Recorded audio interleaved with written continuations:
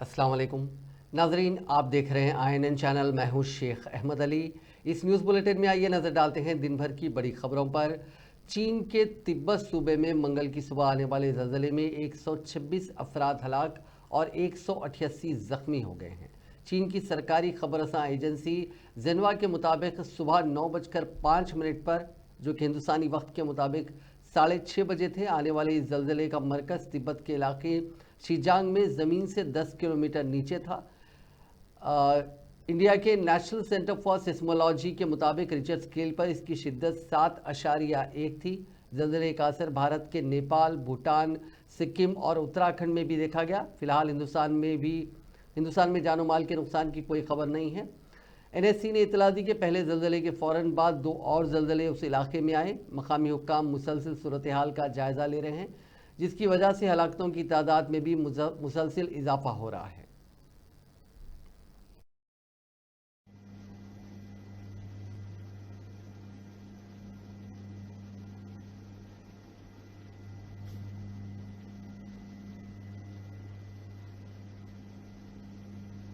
计时一下。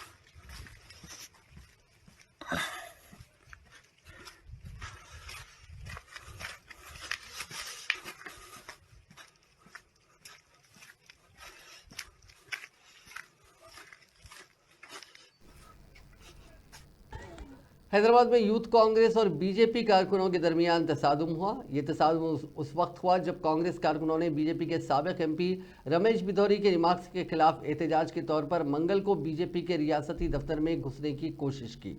एहतजाज के दौरान बीजेपी के दफ्तर पर पथराव किया गया। दोनों पार्टियों के अरकान के दरमियान हाथापाई भी हुई। तसादुम उस वक्त बढ़ गया जब बीजेपी कारकुनों ने कांग्रेस कारकुनों को रोकने की कोशिश की। इस तसादुम में मुबैना तौर पर लाठियों का इस्तेमाल किया गया। एक बीजेपी कारकुन के सर पर शदीद चोटें आईं और उसे इलाज के लिए करीबी अस्पताल ले जाया गया। यह एहतजाज रमेश बिधौरी के मुतनाज़ा रिमार्क्स से हुआ, जिसमें कांग्रेस लीडर प्रियंका गांधी के गालों का मवाजना दिल्ली की सड़कों से किया गया था। मरकजी ममलिकती वज़ीर दाखिला बंडी संजय कुमार ने बीजेपी के दफ्तर पर हमले की मजम्मत की और तशद्दुद का सहारा लेने का कांग्रेस पर इल्ज़ाम लगाया।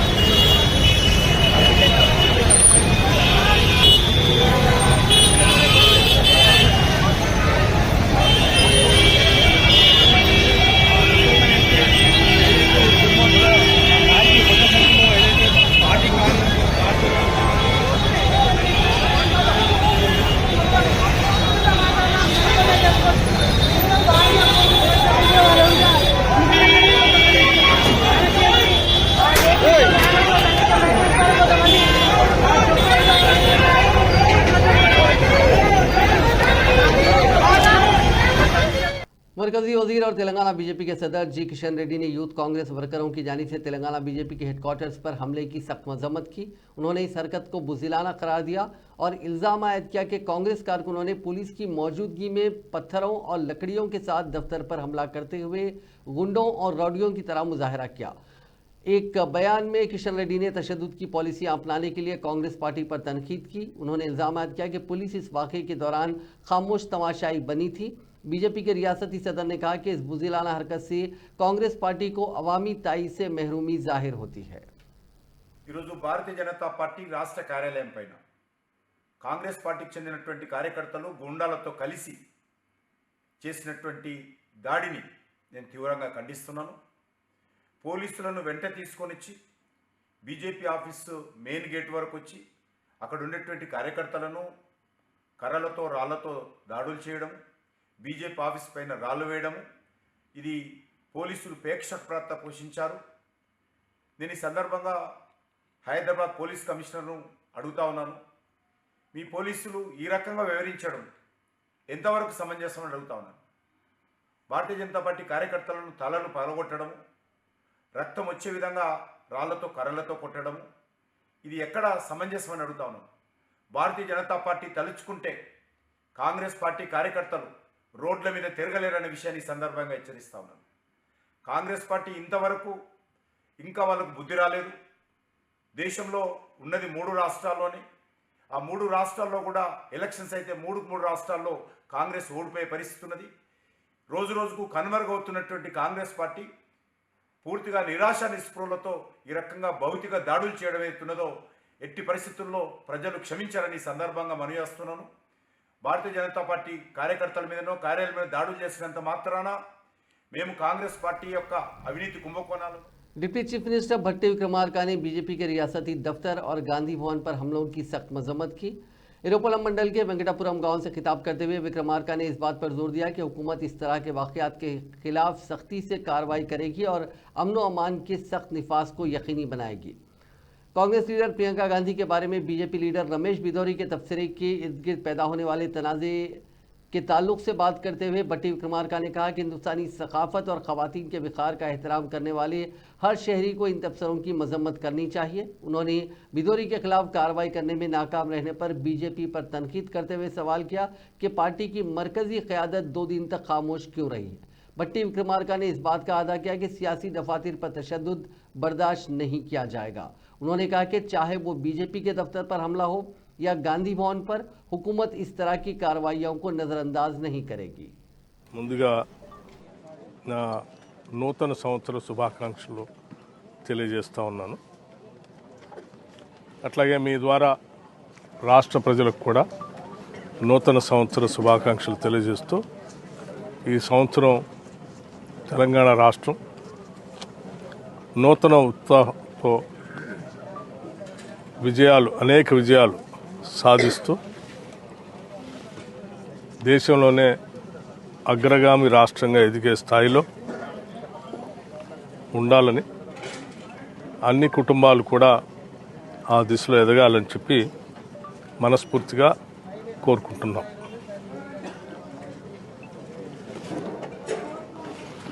ఈరోజు హైదరాబాద్ నగరంలో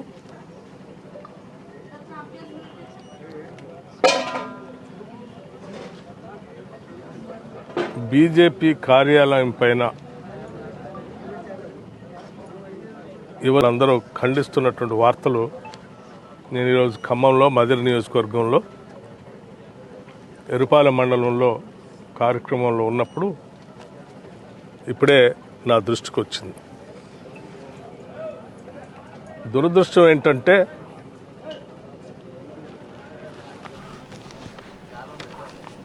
बीआरएस के कारगुजार सदर केटी रामाराव को उस वक्त एक धक्का लगा जब तेलंगाना हाईकोर्ट ने मंगल को उनकी एक दरखास्त मुस्तरद कर दी, जिसके जरिए फार्मूला ई रेस केस में एंटी करप्शन ब्यूरो की जानिब से उनके खिलाफ दर्ज एफआईआर को कलअदम करार देने की सदा की गई थी। हाईकोर्ट जिसने 31 अक्टूबर को इस दरखास्त पर अपने अहकाम महफूज कर दिए थे, मंगल को फैसला सुनाते हुए एंटी करप्शन ब्यूरो के इस केस की तहकीकात की राह हमवार कर दी। दरखास्त पर समाअत के दौरान हाईकोर्ट ने एसीबी को केटीआर को गिरफ्तार करने से बाज रहने की हिदायत दी थी।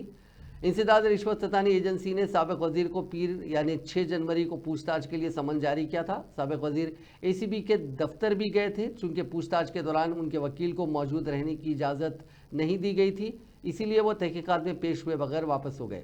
दरखास्त पर बहस के दौरान advocate general A Sudarshan Reddy ने अदालत से कहा कि कवायद की खिलाफ वर्जी करते हुए फार्मूला ई ऑपरेशंस लिमिटेड को बरतानवी पॉन्ड्स में 46 करोड़ रुपए अदा किए गए।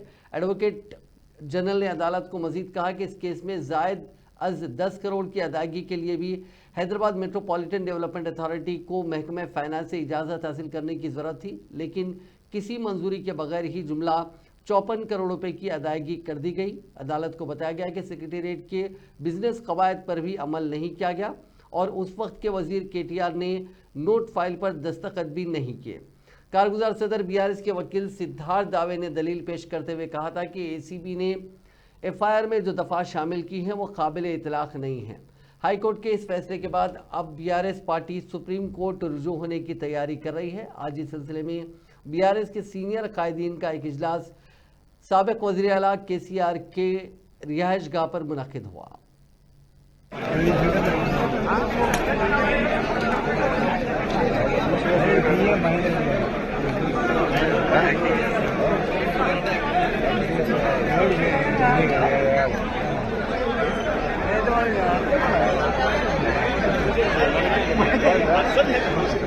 రైతు భరోసా పథకం విషయంలో ప్రభుత్వం చేసిన మోసాన్ని ప్రక్కదారి పట్టించడానికి, రైతులలో ప్రజల్లో ఆ చర్చ రానియకుండా చేయడానికి ఈ రాష్ట్ర కాంగ్రెస్ ప్రభుత్వం చేసిన డైవర్షన్ పాలిటిక్స్ లో భాగంగా పెట్టబడ్డ ఓ చెత్త కేసు ఫార్ములా ఈ కేసు. ఈ కేసు విషయంలో మేము బీఆర్ఎస్ పార్టీ నుండి మా కార్యనిర్వాహక అధ్యక్షుడు నాటి పురపాలక ఇండస్ట్రియల్ శాఖ మంత్రి గారు కేటీ రామారావు గారు తన పైన పెట్టిన కేసు ఏదైతే ఉందో దానికి సంబంధించి మేము ప్రజల్లో వాస్తవాలను చెప్తూ ప్రభుత్వం యొక్క ఉద్దేశాన్ని ఎండగడుతూ ఎప్పటికప్పుడు రైతాంగాన్ని మేల్కొల్పుతూ ప్రయత్నం చేస్తూనే మరొక వైపు చట్టపరంగా మాకున్న అన్ని అవకాశాలను కూడా వినియోగించాలి కాబట్టి తన ఒక పౌరుడిగా తనకున్న అవకాశాలని వినియోగించుకోవడం కొరకు ఈ నిరాధారమైన ఆరోపణల విషయంలో అసలు దీంట్లో నా మీద పెట్టబడ్డ కేసు అక్రమం అని చెప్పి వారు వేసిన పిటిషన్ విషయంలో ఇవాళ హైకోర్టు తీర్పును తీసుకొని పాపం కాంగ్రెస్ నాయకులు సంబురాలు చేసుకుంటున్నారు. సంతోషం మీ పనికి అంతే. మేమేమో రైతులకు సేవ చేసి రైతు బంధు ఇచ్చి సంబురాలు చేసుకున్నాం, మీరు కేసులతో సంబురాలు చేసుకుంటారు. కాంగ్రెस पार्टी की एनफोर्समेंट डायरेक्टरेट ने फार्मूला ई रेस केस के सिलसिले में पूछताछ के लिए बीआरएस के कारगुजार सदर केटी रामाराव को मंगल को एक ताज़ा नोटिस जारी करते हुए उन्हें पूछताछ के लिए 16 जनवरी को पेश होने की हिदायत दी। मरकजी एजेंसी ने यह नोटिस दोबारा जारी की क्योंकि साबिक वजीर कबलजी मंगल यानी 7 जनवरी को ईडी के रूबरू पेश नहीं हुए और उन्होंने मजीद वक्त मांगा था। ईडी ने बीआरएस लीडर की ख्वाहिश कबूल कर ली थी। एनफोर्समेंट डायरेक्टरेट की यह ताज़ा नोटिस तेलंगाना हाईकोर्ट की जानिब से एक हुक्म सुनाए जाने के बाद सामने आई है, जिसके जरिए गुज़िश्ता माह एसीबी की जानिब से दर्ज करदा एफआईआर को कलअदम करार देने के लिए केटीआर ने जो दरख्वास्त दाखिल की थी वो मुस्तरद कर दी गई। साबिक वजीर के साथ special chief secretary Arvind Kumar और हैदराबाद मेट्रोपॉलिटन डेवलपमेंट अथॉरिटी के साबिक चीफ इंजीनियर BLN रेड्डी के खिलाफ भी मुकदमा दर्ज किया गया है और ईडी ने उन्हें बिलतरतीब 8 और 9 जनवरी को पूछताछ के लिए समन जारी किए। फार्मूला ई रेस केस की तहकीकात में शिद्दत पैदा करते हुए तेलंगाना के एंटी करप्शन ब्यूरो ने मंगल को ग्रेनको ग्रुप कंपनीज के दफातर की तलाशियां ली। इंसदाद रिश्वत सतानी एजेंसी के अहदेदारों ने SNX टी-जेन कंपनी के दफातर की तलाशी ली जो माधापुर में वाक़ है।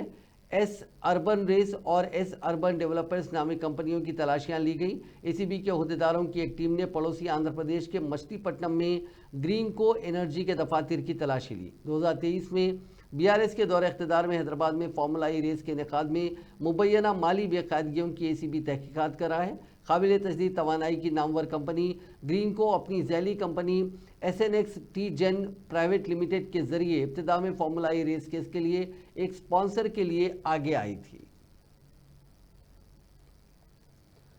तेलंगाना के साबिक वजीर व senior BRS leader Harish Rao ने फार्मूला ई केस में साबिक वजीर व बीआरएस के कारगुजार सदर केटी रामाराव को बदनुमानी से जोड़ने के इल्जामात को मुस्तरद करते हुए उसे वजीर आला रेवंत रेड्डी की अपनी नाकामियों से तवज्जो हटाने की सियासी चाल करार दिया।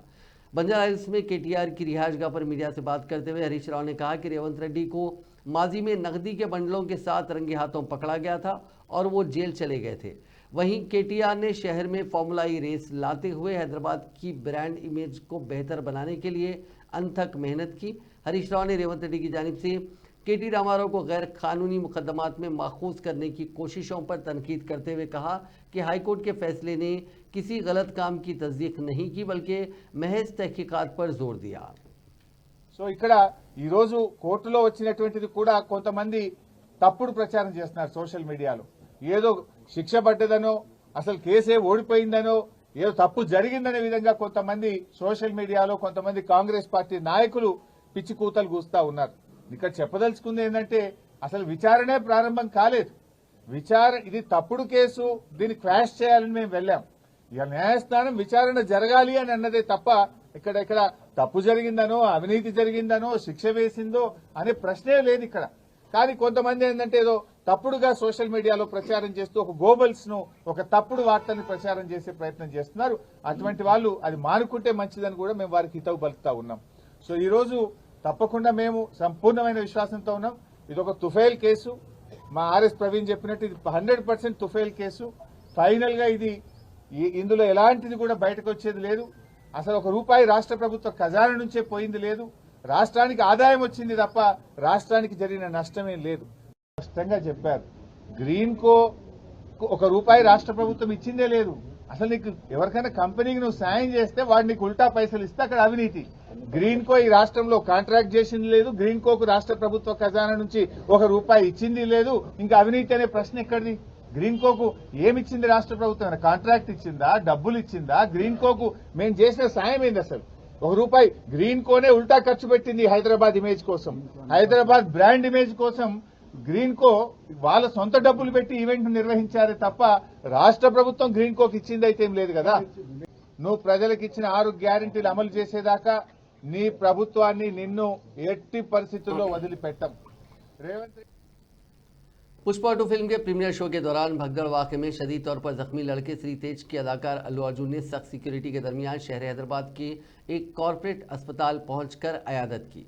कबल अज़ीम पुलिस ने अदाकार को नोटिस जारी करते हुए उनको हिदायत दी थी कि वह लड़के की अयादत को आने से पहले पुलिस को इस बात की इत्तला दें। अल्लू अर्जुन श्री तेज की अयादत के बाद मीडिया से बात किए बगैर अस्पताल से चले गए। मुल्क भर में HMPV वायरस के 8 केसेस सामने आए हैं। मंगल को महाराष्ट्र के नागपुर में 2 केसेस रिपोर्ट हुए हैं। वहां एक 13 साल लड़की और एक 7 साल लड़का मुतासिर पाए गए हैं। दोनों बच्चों को मुसलसल जुकाम और बुखार था। इसके बाद जब प्राइवेट लैब में टेस्ट किया गया तो दोनों की रिपोर्ट मुस्बित आई। ताहम उन्हें अस्पताल में दाखिल होना नहीं पड़ा। इलाज के बाद उनकी हालत काबू में है। उससे एक दिन पहले वायरस के जुमला 6 केसेस रिपोर्ट हुए थे, जिनमें कर्नाटक और तमिलनाडु में 2-2, मगरबी बंगाल और गुजरात में ही 1-1 केस शामिल था। इनमें ज़्यादातर बच्चे हैं। मरकज़ ने रियासतों को मशवरा दिया कि वो सांस की बीमारियों जैसी इन्फ्लुएंजा जैसी बीमारी और शदीद खांसी, शदीद सांस के मसाइल की निगरानी में इजाफा करें और इसके बारे में बेदारी फैलाएं।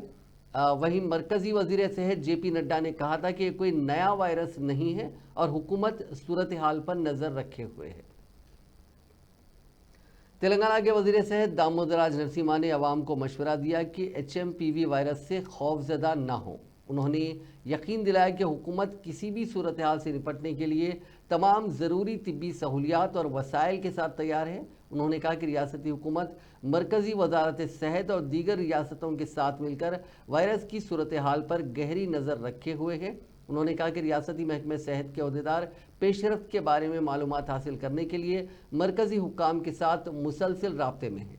उन्होंने मशवरा दिया कि सोशल मीडिया पर गलत और गैर तस्दीक शुदा मालूमात ना फैलाएं, जिससे लोगों में इस वायरस के सिलसिले में गैर ज़रूरी खौफ पैदा हो। उन्होंने खबरदार किया कि हुकूमत ऐसे इक़दामात के खिलाफ सख्त कार्रवाई करेगी।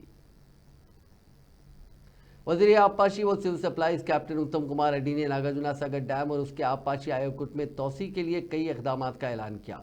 जल सोधा में एक जायजा इजलास के दौरान वज़ीर आबपाशी ने मरम्मत के कामों के साथ जारिया आबपाशी प्रोजेक्ट्स के लिए हुसूल अराजी के अमल को बर वक्त मुकम्मल करने की ज़रूरत ज़ाहिर की। उन्होंने ओहदेदारों को मज़ीद किसी ताख़ीर के बगैर उन निशानों की तकमील को अवलीन तरजीह देने की भी हिदायत दी। उन्होंने कहा कि रियासती हुकूमत 4,69,138 एकड़ को आपाशी की सहूलतें फराहम करने के लिए 334 लिफ्ट इरिगेशन स्कीमात की अहिया पर तवज्जो कर रही है। उत्तम कुमार रेड्डी ने छोटे आपाशी प्रोजेक्ट्स की अहमियत को उजागर करते हुए कहा कि ये प्रोजेक्ट्स कम अखराजात में मुकम्मल होते हैं और उनसे किसानों को फ़ायदा भी ज़्यादा होता है।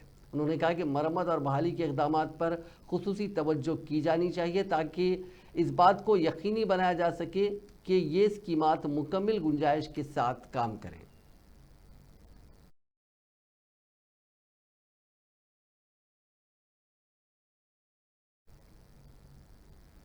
रेलवे हुक्काम ने बताया कि संक्रांति त्यौहार के मौके पर मुसाफिरों के लिए आंध्र प्रदेश के विजयवाड़ा से 8 खुसूसी ट्रेनें चलाई जा रही हैं। इस महीने की 8 तारीख को 7:20 पर एक खुसूसी ट्रेन चर्लापल्ली से रवाना होगी और अगले दिन सुबह 9 बजे श्रीकाकुलम पहुंचेगी। वापसी के दौरान यही ट्रेन इस महीने की 9 तारीख को श्रीकाकुलम से दोपहर 2:45 पर रवाना होगी और अगले दिन सुबह चर्लापल्ली पहुंचेगी। इसी तरह मुख्तलिफ ट्रेन के औकात भी दिए गए हैं। जो मुसाफिर हैं वो साउथ सेंट्रल रेलवे के ज़रिए इन टाइमिंग्स को मालूम कर सकते हैं। सुप्रीम कोर्ट के चीफ जस्टिस समेत सुप्रीम कोर्ट के 25 जजेस इस माह की 12 तारीख को आंध्र प्रदेश की वादी अराकू का दौरा करेंगे। हुक्काम उनके दौरे के लिए वसी इंतजाम कर रहे हैं। जजेस का ये वफद अराकू वैली में कबायली म्यूजियम के साथ साथ गिरी ग्राम दर्शनी का मुआयना करेंगे। इस दौरे के सिलसिले में तमाम महकमों के ओहदेदारों के साथ तालमेल किया जा रहा है। मकामी रेवेन्यू, पुलिस और सयाहत के हुक्काम को इस सिलसिले में मुनासिब हिदायत जारी की गई हैं। सुप्रीम कोर्ट के चीफ जस्टिस 25 जजों और हाई कोर्ट के चीफ जस्टिस के साथ इतवार की सुबह ट्रेन के जरिए विशाखापट्टनम से रवाना होंगी और 10:30 बजे अराकू पहुंचेंगे। रिसोर्ट में थोड़ी देर आराम करने के बाद वो कबायली म्यूजियम, गिरिग्राम दर्शनी, अनंतगिरी कॉफ़ी के बागात और बोरा गारों का दौरा करेंगे।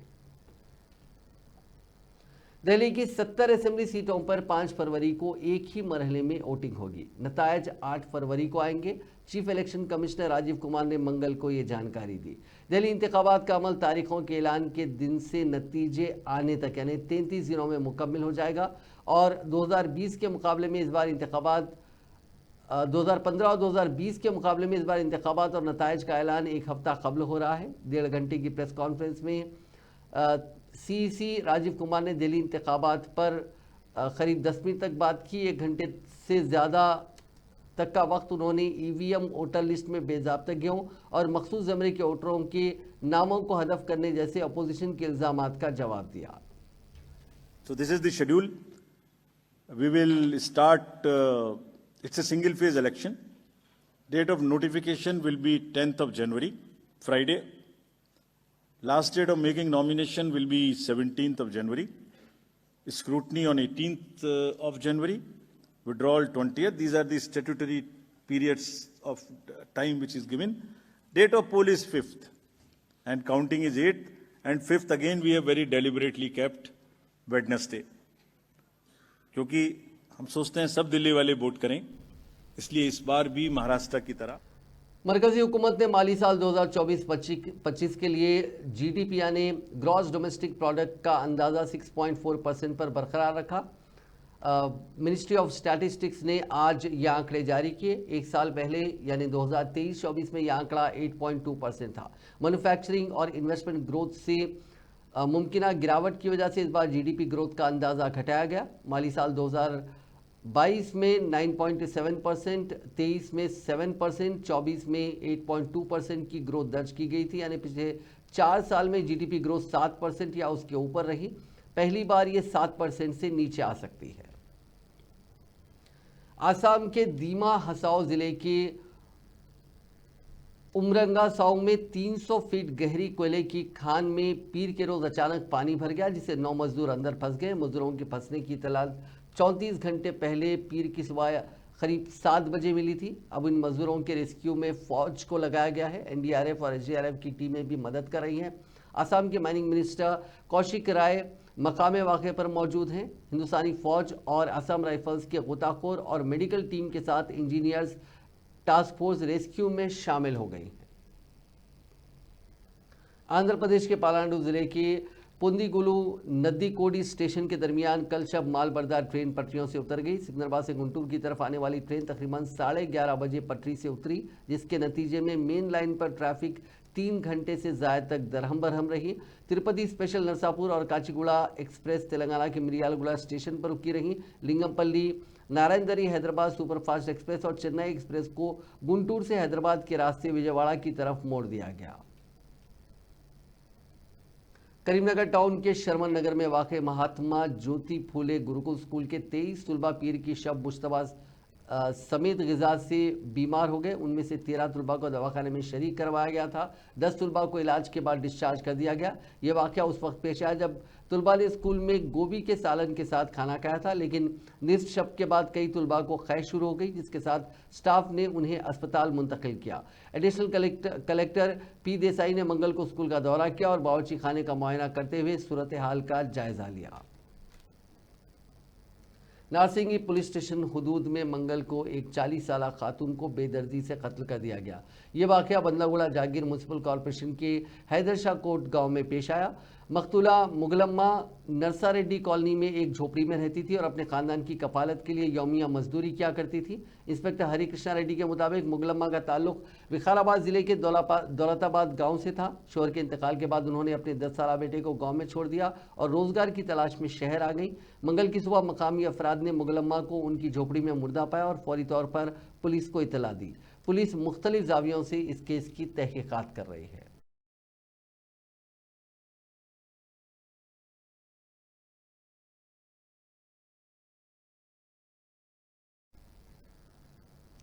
मंगल की दोपहर हैदराबाद के मलकपेट सईदाबाद रोड पर एक ट्रांसफार्मर धमाके के बायस अफरा तफरी मच गई। मरकजी सड़क के करीब वाक़ ट्रांसफार्मर अचानक इसमें शोलों की वजह से फट गया, जिससे आग लग गई। इत्तला मिलते ही फायर ब्रिगेड मौके पर पहुंची और आग पर काबू पा लिया गया। इस हादसे की वजह से उस इलाके में काफ़ी देर तक ट्रैफिक दरहम बरहम रही। पेद्दापल्ली जिले में दिल दहला देने वाला वाक़या सामने आया। यहाँ 2 महीने का एक बच्चा रेलवे ट्रैक पर लावारिस पाया गया। एलसी गेट के करीब पाए जाने वाले बच्चे को कुछ लोगों ने देखा और पुलिस को इस बात की इत्तला दी। पुलिस ने उस जगह पहुंचकर बच्चे को करीबी अस्पताल मुंतकिल किया। बच्चा सेहतमंद बताया गया। पुलिस ने तहकीकात का आगाज़ किया ताकि पता चलाया जा सके कि उस बच्चे को वहां किसने छोड़ दिया था। महकमा आबकारी मेडशल की टास्क फोर्स टीम ने मकामी पुलिस के साथ कार्रवाई करते हुए शामीरपेट के तुमकुंटा इलाके में एक पान शॉप पर धावा किया और शख्स को गिरफ्तार करते हुए उसके कब्जे से ऐसे चॉकलेट जब्त किए जो गांजे के इस्तेमाल के जरिए बनाए गए थे। पुलिस ने बिहार के रहने वाले एक शख्स उपेंद्र मंडल के पास से गांजे के चॉकलेट्स के 85 पैकेट जब्त किए। पुलिस ने बताया कि उपेंद्र गांजे का ये चॉकलेट 25 रुपये में हासिल कर रहा था और उसे ज़रूरतमंद कस्टमर्स के अलावा डीलर्स को गैर मामूली कीमतों पर फरोख्त कर रहा था। अमेरिका की कई रियासतों में बीते कुछ दिनों से लगातार बर्फीले तूफान का कहर जारी है। एक रिपोर्ट के मुताबिक मंगल तक तूफान की वजह से अलग अलग हादसों में 5 लोगों की मौत हो गई है, जबकि 1,75,000 से ज़्यादा लोग बिना बिजली के जिंदगी गुजार रहे हैं। अमेरिका की नेशनल वेदर सर्विस ने दारुल हुकूमत वाशिंगटन में 1 फुट तक बर्फबारी का अंदेशा जाहिर किया है। व्हाइट हाउस के तर्जुमान ने कहा कि सदर जो बाइडन हालात पर नज़र रखे हुए हैं और मुतासरा रियासतों की हर मुमकिन मदद की जा रही है। नाजरीन, इस न्यूज़ बुलेटिन में बस इतना ही। आप देखते रहिए INN चैनल।